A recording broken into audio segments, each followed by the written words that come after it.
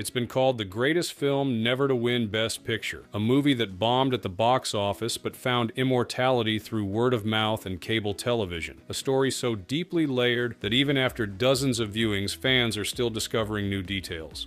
The Shawshank Redemption. For millions of movie lovers, this tale of hope, friendship, and redemption ranks as one of the greatest films ever made. But what if I told you that beneath its familiar surface lies a world of secrets that even the most dedicated fans have never uncovered? Today, we're pulling back the curtain on Shawshank's most closely guarded mysteries, revelations straight from the cast and crew who brought this beloved story to life. The hidden meanings, the on-set tensions, the symbolic details placed throughout the film that completely transform how you understand Andy Dufresne's journey. These aren't casual trivia facts. These are the profound insights that the actors themselves have revealed over the years, revelations that unlock entirely new ways of seeing a film you thought you knew by heart. From Morgan Freeman's surprising confessions about his iconic character Red, to Tim Robbins' secret techniques that brought Andy Dufresne to life, to the deleted scenes that would have given the film an entirely different meaning, this is the untold story of Shawshank. And I promise you this, by the time we're done, you'll never see the Shawshank Redemption the same way again. The film that almost wasn't. Before we dive into the cast's revelations, we need to understand something remarkable. The Shawshank Redemption almost never made it to theaters at all. When Frank Darabont first approached Stephen King about adapting his novella Rita Hayworth and Shawshank Redemption, King was skeptical. Not because he doubted Darabont's talent, but because the story seemed impossible to film. It was too internal, too psychological. But what few people know is that King ultimately sold the rights to Darabont for just $1. Yes, you heard that right, $1 single dollar. It was what King called his Dollar Baby program, where he would allow promising filmmakers to adapt his shorter works for a token payment. Tim Robbins revealed in a 25th anniversary interview that this gesture by King created an unusual freedom on set. We weren't making a big-budget blockbuster with studio executives hovering over every scene, Robbins explained. Frank had this remarkable creative control because, frankly, the stakes weren't seen as that high. Morgan Freeman added, "It's ironic. The film that would go on to be ranked #1 on IMDb for years started as almost an afterthought for Hollywood. Columbia Pictures barely knew what to do with it. This strange beginning set the stage for what would become one of Hollywood's most unlikely success stories. A film that took the roundabout path to greatness, much like its protagonist, Andy Dufresne. The prison that made Shawshank." One of the most crucial elements in creating the film's authentic atmosphere was the decision to shoot at the Ohio State Reformatory in Mansfield, Ohio. This massive, imposing structure had been closed in 1990 due to inhumane conditions, just 4 years before filming began. What the cast has revealed in subsequent interviews is how profoundly this real prison affected their performances. Clancy Brown, who played the brutal Captain Hadley, admitted, "There was something that happened to all of us when we walked through those gates each morning. You could feel the decades of misery in those walls. It wasn't something you had to act." The prison wasn't just a backdrop. It became a character in the film. Tim Robbins would sometimes sit alone in the cells between takes, absorbing the claustrophobic reality of incarceration. Those cells were tiny, 6 by 8 feet, Robbins noted in a 2019 interview. When you stood in one and the door closed, something primal happened in your brain. The panic was real. What fans may not realize is that many of the extras in the film were actually former inmates of that very prison. Director Frank Darabont wanted authentic reactions during the yard scenes and mess hall sequences, so he hired men who had actually served time there. Their weathered faces and knowing glances weren't acting. They were reliving their own experiences. This dedication to authenticity extended to every aspect of the production. The production team even aged the walls of the prison differently for scenes set in different decades, gradually making them cleaner as the film moved backward in time, a subtle detail most viewers never consciously notice. Freeman later remarked that this attention to reality changed his approach to Red. "I wasn't playing a prisoner in a movie set. I was playing a man who had spent decades in that specific hellhole. There's a difference." The characters behind the characters. What many viewers don't realize is that each of the main actors developed extensive backstories for their characters, details never explicitly mentioned in the film, but which informed every gesture, every line reading. Morgan Freeman revealed that he created an entire criminal history for Red that went far beyond the film's brief mention of his murder conviction. "In my mind, Red was a man who ran numbers in the black community, probably in the late 30s or early 40s. He was someone who had power on the outside and lost it all. That's why he's so good at getting things inside. He was always a fixer, always knew who to talk to, and how to make things happen. This background explained Red's unique position in Shawshank and his immediate recognition of something different in Andy Dufresne. Red sees Andy and thinks, here's another man who had position and lost it all. There's a recognition there. Tim Robbins took an even more unusual approach to building Andy Dufresne. I actually created two separate characters, Robbins explained in a director's commentary. There was the Andy that everyone at Shawshank saw, careful, methodical, somewhat aloof. And then there was the real Andy, the one we only get glimpses of, the one digging through the wall at night. This dual personality informed Robbins' performance in subtle ways most viewers never consciously register. When Andy is in his public persona, Robbins kept his body stiff, his gestures minimal. But in private moments, like when he plays the opera music over the prison speakers, his body language becomes more fluid, more natural. It's a shift so subtle that most viewers feel it without seeing it. Perhaps most fascinating is James Whitmore's approach to playing Brooks Hatlin, the elderly librarian whose inability to adjust to outside life leads to his suicide. Whitmore revealed that he based the character on his own father, who had suffered from depression in his later years. The scene where Brooks feeds the birds wasn't in the original script, Whitmore noted. I suggested it because my father used to do that in the park after my mother died. There was such profound loneliness in that simple act. This personal connection gave Brooks's brief but crucial storyline an emotional depth that resonates far beyond its screen time. It's just one example of how the actors infused their characters with pieces of real life that transformed Shawshank from a prison drama into something far more human. The hidden meanings most fans never catch.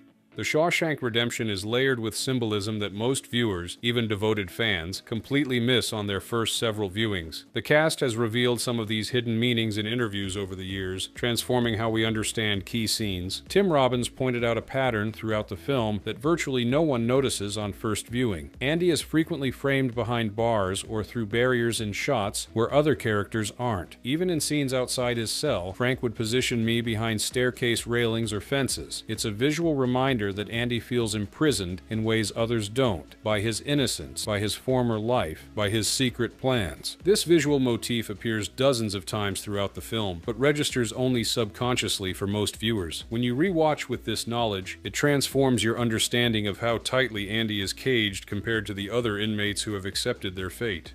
Morgan Freeman revealed another layer of meaning in the film's famous roof tarring scene, where the prisoners get to work outside and drink beer in the sunshine. That scene isn't just about a moment of freedom, Freeman explained. If you pay attention, it's when Andy first begins to help the guards with financial matters. It's the beginning of his alternate identity as the prison's financial wizard. While everyone else sees a man getting them beer, Red sees Andy building his escape, piece by piece. What's fascinating is how this scene subtly foreshadows Andy's escape. He's literally on the roof, above the prison, creating the identity that will eventually allow him to break free. The beer, which seems like just a momentary pleasure, is actually the first step in a decades-long plan. Even the film's most iconic line contains depths most viewers miss. When Red says, "Get busy living," or "get busy dying," it's not just a memorable quote, it's the thematic core of the entire film. Clancy Brown revealed that Darabont had the line written on the production office wall before filming even began. Frank told us that every scene, every character decision, needed to reflect that choice. Are they choosing life or death, hope or despair? With this understanding, seemingly small moments take on profound significance. When Andy plays the opera music over the prison speakers, he's choosing life. When Brooks carves "Brooks was here" before his suicide, he's choosing death. The entire film becomes a meditation on this fundamental human choice. The Rita Hayworth poster, more than meets the eye. Perhaps no element of the Shawshank Redemption is more iconic than the movie posters that adorn Andy's cell wall. First Rita Hayworth, then Marilyn Monroe, and finally Raquel Welch. But Tim Robbins revealed that these aren't just decorations or tools to hide his escape tunnel. They're a commentary on Andy's journey. The posters tell Andy's story, Robbins explained. Rita Hayworth represents the 1940s and 50s when Andy first arrives, a classic beauty from a more innocent time. Marilyn Monroe represents the next era, the late 50s and early 60s, more sexual, more complex. And finally, Raquel Welch in 1,000,000 Years BC represents the primal, the elemental. She's literally dressed as a cave woman. It's Andy stripping away civilization, preparing to crawl through shit to come out clean on the other side. Director Frank Darabont confirmed this interpretation, adding, "The posters show a progression toward freedom. Rita is fully clothed, Marilyn is more revealing, and Raquel is nearly naked. It's Andy shedding the constraints of society as he prepares for his rebirth." This carefully planned progression gives new meaning to the famous shot of the poster flapping in the wind after Andy's escape. It's not just revealing his escape route, it's the final shedding of his former identity, the last layer between imprisonment and freedom. The weather is storytelling. One of the most subtle yet effective techniques in The Shawshank Redemption is how the film uses weather to tell its story. Morgan Freeman pointed this out years after release. Notice how it's always raining when bad things happen at Shawshank. The night the sisters first attack Andy, the night the warden commits suicide, the night Tommy is killed. In contrast, Andy's escape takes place during a thunderstorm, nature at its most violent and dramatic, matching the tension of his breakout. But most significantly, when Red finds Andy at the beach in Mexico, we see bright, clear sunshine for the first time in the entire film. That final scene is the only one in the movie with genuinely beautiful weather, noted Freeman. Every other outdoor scene has clouds, rain, or a gray cast to it. The sun doesn't truly shine until the very end. This visual storytelling technique works so subtly that most viewers never consciously notice it, yet it affects the emotional tenor of every scene. The prison exists in a perpetual state of gloom, while freedom, true freedom, is bathed in sunlight. The shocking truth about the famous "get busy living" scene. For many fans, the moment Red finally decides to go to Mexico, narrating "get busy living" or "get busy dying," that's goddamn right, represents the emotional climax of the film. What few people know is that this scene wasn't in the original script. Morgan Freeman revealed this surprising fact in a 2014 interview. That scene where Red decides to go to Mexico, where he finally chooses hope, that was added very late in production. Frank had finished the film, but something felt missing. The studio wanted to cut the reunion in Mexico entirely because they thought the film was too long. Frank fought back by adding that scene on the bus where I decide to go find Andy. This last-minute addition fundamentally changed the film's meaning. Without it, Red's journey would have ended with him simply being released from prison, a more ambiguous conclusion that wouldn't have completed his character arc. The film isn't just about Andy's escape, Freeman noted. It's about Red's escape too. Not from prison, but from the prison of his own mind. That scene makes it clear that Red has finally embraced hope after decades of suppressing it. This revelation transforms how we understand the film's structure. It's not just Andy's story with Red as narrator, it's a dual journey of two men finding freedom in very different ways. The Brooks subplot, a last-minute addition that changed everything. One of the most heartbreaking storylines in The Shawshank Redemption follows Brooks Hatlin, the elderly prisoner who, upon release, finds himself unable to adjust to the outside world and ultimately takes his own life. What many viewers don't know is that this pivotal subplot was significantly expanded from Stephen King's original novella. James Whitmore, who played Brooks, shared that the character was little more than a footnote in the source material. Frank saw something in this minor character that no one else did, Whitmore explained. He understood that Brooks represented all the men who become institutionalized, who can't live beyond the walls once those walls have become home. The decision to expand Brooks' role fundamentally changed the film's emotional landscape. It established the stakes for Red's eventual release and created a devastating counterpoint to Andy's steadfast hope. Without Brooks, the ending would lose much of its emotional impact. We wouldn't understand just how remarkable it is that Red chooses a different path. Director Frank Darabont later revealed that studio executives pushed to cut the Brooks sequence entirely, arguing that it slowed the main story. "I had to fight for Brooks," Darabont said. "I explained that without showing what happens to him, Red's final journey means nothing. Brooks chose fear, Red chooses hope. Without one, the other has no meaning." This context makes Brooks's famous carving, "Brooks was here," even more poignant. When Red later adds, "so was Red" before departing for Mexico, he's not just leaving a message, he's explicitly rejecting Brooks' fate and choosing a different ending for himself. The Warden, based on a real person. Bob Gunton, who played the villainous Warden Norton, revealed years after the film's release that his character was partially based on a real-life prison official from the 1950s who was eventually convicted of forcing inmates to perform renovation work on his personal home. "Frank gave me newspaper clippings about this warden from the Midwest," Gunton explained. "The man presented himself as a moral, upstanding Christian, while simultaneously treating prisoners like personal slaves and embezzling funds. The hypocrisy was staggering." This real-life inspiration informed many of the character's most memorable traits: his Bible quotations juxtaposed with his cruelty, his obsessive concern with appearance versus his moral corruption. Understanding this background gives new meaning to the warden's suicide scene. When the police arrive, he can't face the humiliation of being treated like the criminals he's lorded over for decades, Gunton noted. "It's not just fear of prison, it's the destruction of his carefully constructed self-image as a righteous man that he can't bear." This character detail adds historical authenticity to what might otherwise seem like an over-the-top villain. The corrupt Bible-quoting warden wasn't Hollywood invention. He was drawn from America's actual penal history. The redemption in Shawshank, not what you think. While most viewers assume the redemption in the film's title refers to Andy's eventual escape and vindication, the cast has revealed a much more nuanced interpretation.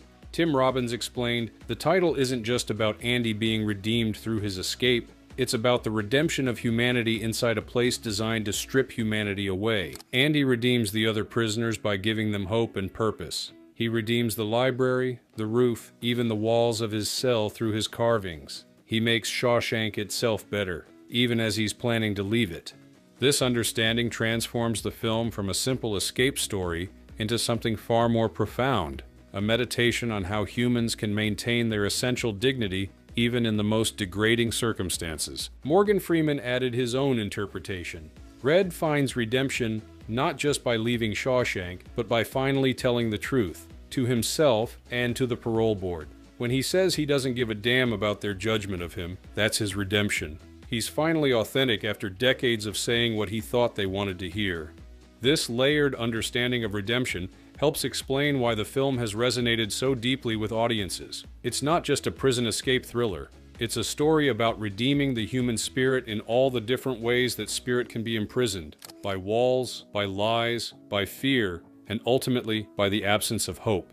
The famous ending, almost completely different.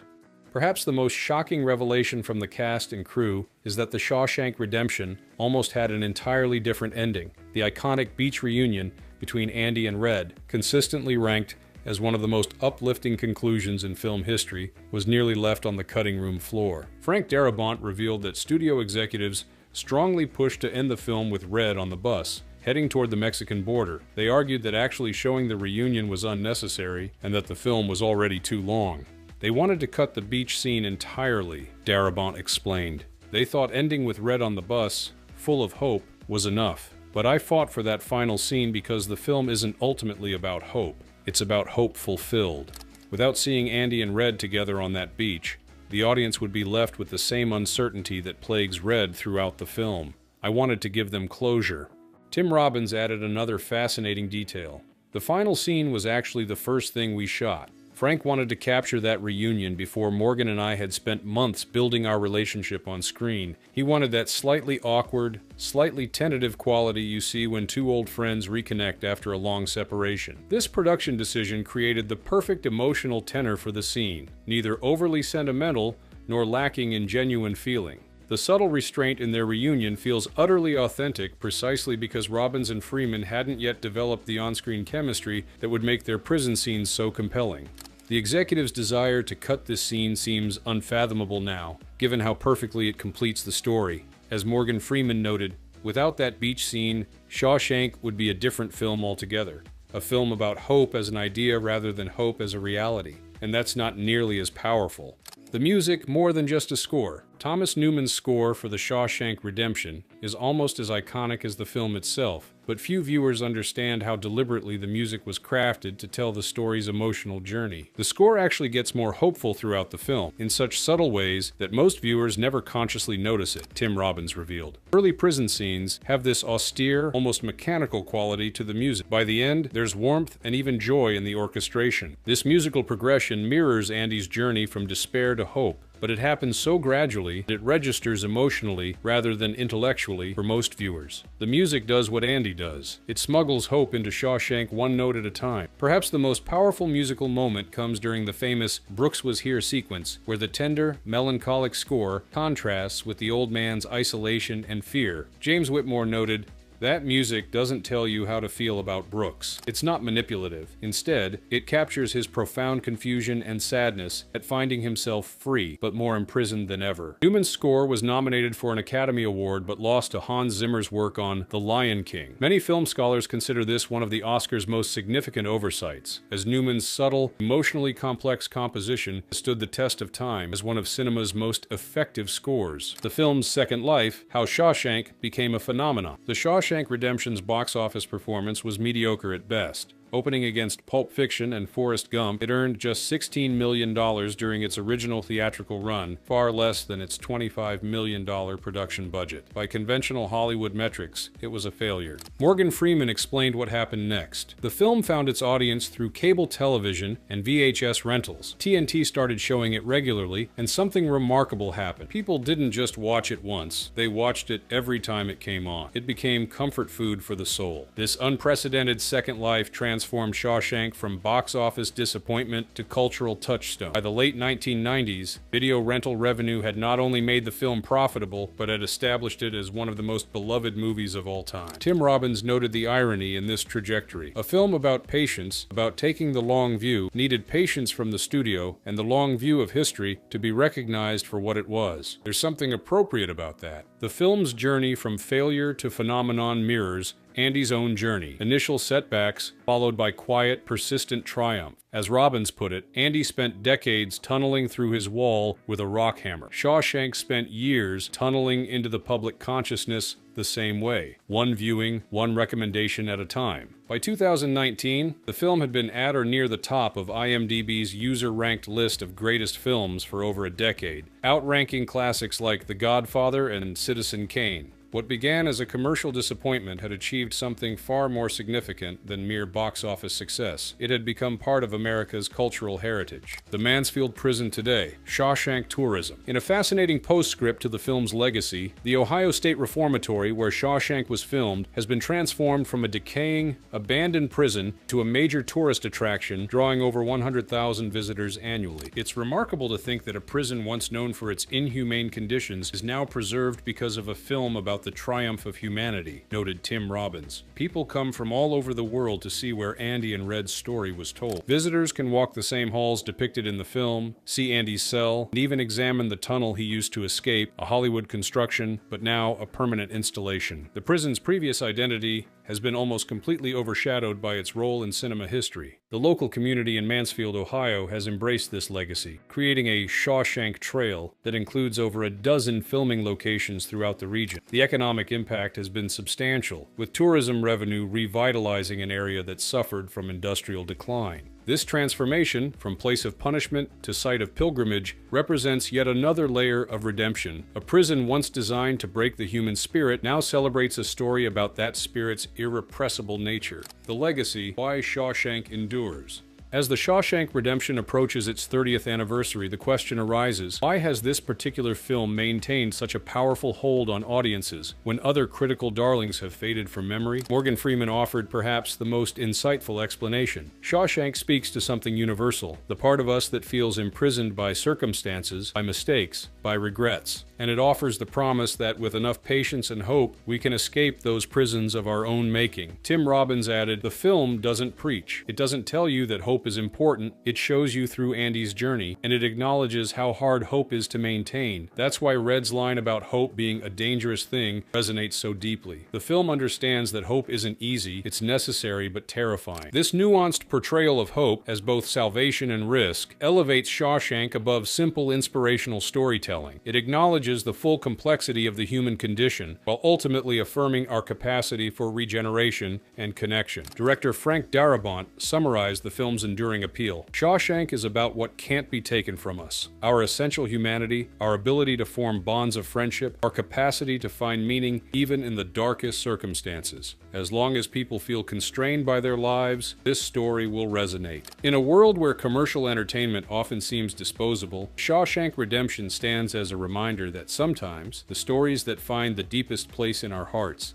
are the ones that take the longest to be fully recognized. Like Andy Dufresne himself, the film's greatness wasn't immediately apparent. It revealed itself slowly, patiently, one viewer at a time. The Shawshank Redemption reminds us why we fall in love with movies in the first place. It's not just entertainment, it's a mirror that reflects our deepest struggles and highest aspirations. Through the revelations of its cast and crew, we can appreciate the extraordinary craftsmanship that went into creating this modern masterpiece. From the real prison that housed its production, to the carefully designed character journeys, from the subtle musical progression to the symbolic visual language, every aspect of Shawshank was crafted with remarkable intention. Yet it never feels constructed, it feels discovered, as though Darabont and his team didn't create this story so much as uncover it. Perhaps that's why the film has maintained such power over audiences for nearly 3 decades. It doesn't feel like a movie, it feels like truth dressed in the clothes of fiction. As Andy tells Red, remember, hope is a good thing, maybe the best of things, and no good thing ever dies.